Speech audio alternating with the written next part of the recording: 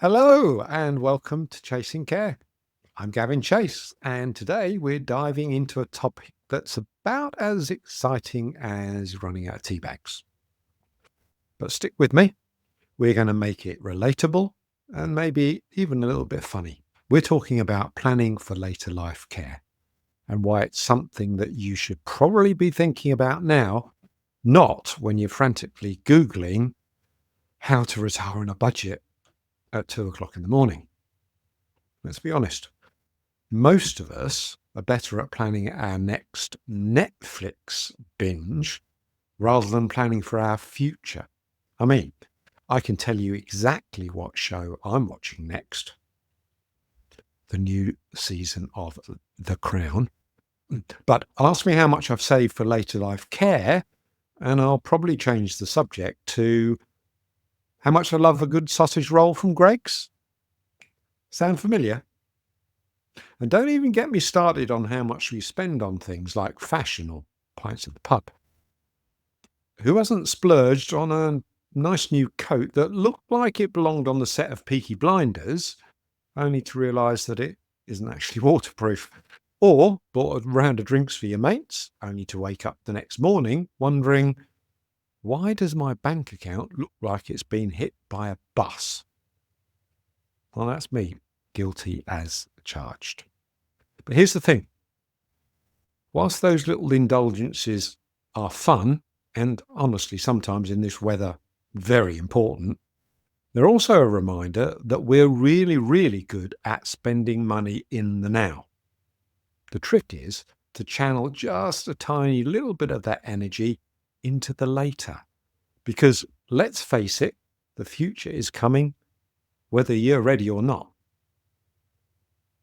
Picture this. It's 2050. You're retired, living your best life, sipping a cuppa in your favourite armchair, and then, bam, you realise you need some extra support, like in-home care, or a place that's got the mod cons for ageing gracefully. Wouldn't it be nice to know that you've got that covered without having to sell your vintage vinyl or your collection of prized football memorabilia?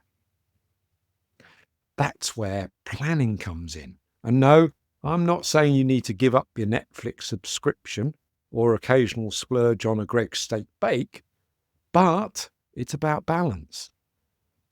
Just like you might set aside a little cash for a weekend in the Cotswolds, you can start setting a little bit aside for your future care needs. Think of it as investing in your future self, the one who's going to thank you for being so bloody responsible. Here's a quick tip to get started. Every time you treat yourself to something fun, like a pair of trainers or a night out in the pub, put a small amount aside for your future care fund. It doesn't have to be a lot. Even a fiver or a tenner can go a very long way over time. And hey, if you can afford that artisan gin, you can probably afford to throw a few quid towards your future. Am I right? So let's make a deal.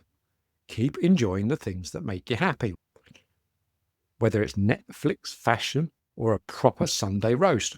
But let's also start thinking about your future, the one who deserves just as much love and care as the present you. Thanks for hanging out with me on this episode of Chasing Care.